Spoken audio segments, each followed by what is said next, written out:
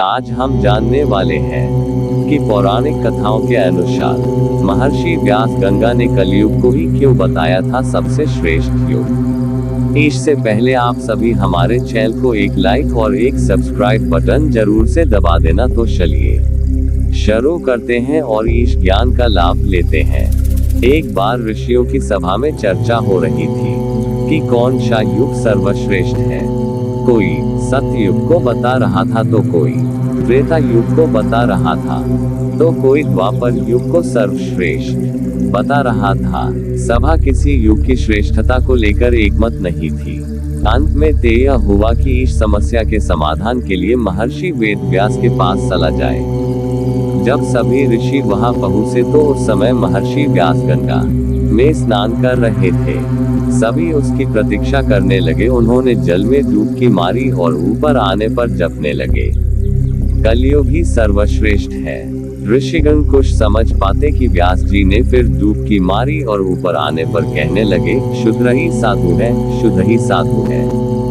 सभी ऋषिगण एक दूसरे की तरफ आश्चर्य से देखने लगे।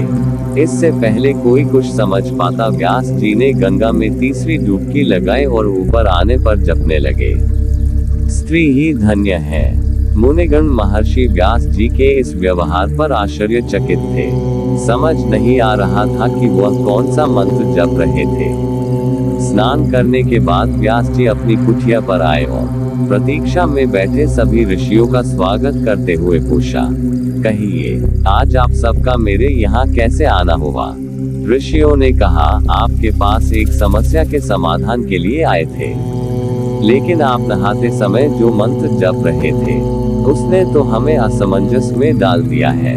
कृपया पहले इसका समाधान करें। व्यास जी ने कहा, इसमें कुछ भी गोपनीय नहीं है। सतयुग में 10 वर्ष के कठोर जप तप से जो फल मिलता है वही फल त्रेता युग में मात्र 1 वर्ष और द्वापर युग में मात्र 1 महीना, जबकि कलयुग में केवल भगवान के नाम जपने से ही प्राप्त हो जाता है।